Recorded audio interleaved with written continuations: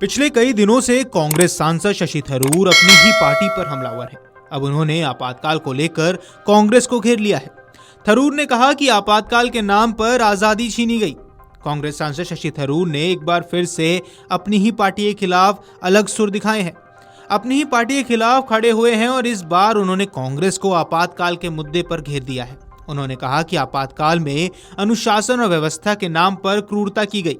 आपातकाल को भारत के इतिहास का महज काला अध्याय नहीं मानना चाहिए, बल्कि इसके सबक को पूरी तरह से समझना जरूरी है। उन्होंने आपातकाल में इंदिरा गांधी और संजय गांधी के कामों को लेकर भी अब सवाल उठा दिए हैं।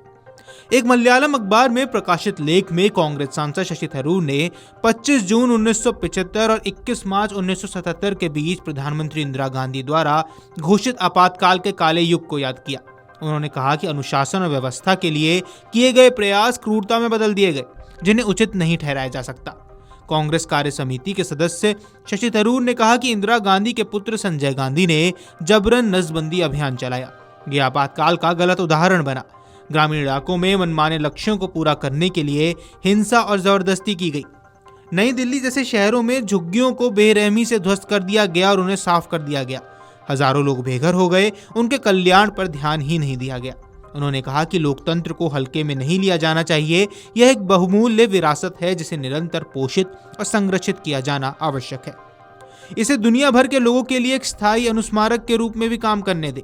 आज का भारत 1975 का भारत नहीं है। उन्होंने कहा कि हम अधिक आत्मविश्वासी, अधिक विकसित और कई मायनों में अधिक मजबूत लोकतंत्र हैं। फिर भी आपातकाल के सबक अभी भी चिंताजनक रूप से प्रासंगिक है। थरूर ने कहा कि सत्ता को केंद्रीकृत करने, असहमति को दबाने और संवैधानिक सुरक्षा उपायों को दरकिनार करने का प्रलोभन विभिन्न रूपों में फिर से प्रकट हो सकता है। अक्सर ऐसी प्रवृत्तियां राष्ट्रीय हित या स्थिरता के नाम पर उचित ठहराई जा सकती हैं। इस लिहाज से आपातकाल एक कड़ी चेतावनी है। लोकतंत्र के रक्षकों को हमेशा सतर्क रहने की जरूरत है। शशि थरूर ने चेतावनी भी दी है कि सत्ता को केंद्रीकृत करने, असहमति को दबाने और संवैधानिक सुरक्षा उपायों को दरकिनार करने का लालच कई रूपों में सामने आ सकता है। उन्होंने कहा कि अक्सर ऐसी प्रवृत्तियों को राष्ट्रीय हित या स्थिरता के नाम पर उचित ठहरा दिया जाता है। इस लिहाज से आपातकाल एक कड़ी चेतावनी है। लोकतंत्र के रक्षकों को हमेशा सतर्क रहने की आवश्यकता है। गौरतलब है, इससे पहले भी थरूर ऐसे कई बयान दे चुके हैं जिस वजह से उनके और कांग्रेस पार्टी के बीच कलह की खबरें सामने आई थी। अब एक बार फिर से ऐसे बयान देने के बाद इसके कई अलग मायने निकाले जा रहे हैं। आपको बता दें कि इससे पहले भी कांग्रेस सांसद ने एक इंटरव्यू में कहा था कि उन्होंने 16 वर्षों तक पार्टी कार्यकर्ताओं के साथ निकटता से काम किया है और वह उन्हें अपना करीबी मित्र एवं भाई मानते हैं। हालांकि कांग्रेस नेतृत्व में कुछ लोगों से मेरी राय अलग है। उन्होंने कहा कि यदि मतभेद है तो वे केवल नेतृत्व के कुछ तत्वों के साथ है, लेकिन इस समय ऐसे मामलों पर चर्चा करने का समय नहीं है। थरूर ने आगे कहा था कि यदि कोई मतभेद है तो इस पर संबंधित लोगों के साथ बंद दरवाजे के पीछे चर्चा की जानी चाहिए और मैं इसे यहीं छोड़ना चाहता हूं। साथ ही उन्होंने कहा था कि आप जानते हैं कि मैं किसके बारे में बात कर रहा हूं, क्योंकि उनमें से कुछ मुद्दे सार्वजनिक है और आपने इस बारे में खबरें भी बताई हैं। हालांकि उन्होंने स्पष्ट नहीं किया कि उनके मतभेद राष्ट्रीय नेतृत्व के साथ हैं या प्रदेश नेतृत्व के साथ। ये पूछे जाने पर कि वह पार्टी छोड़ने जा रहे हैं तो उन्होंने कहा कि वह कहीं नहीं जा रहे हैं। मैं कांग्रेस पार्टी का सदस्य हूं। पार्टी को तय करने दीजिए कि वह मेरे बारे में क्या सोचती है।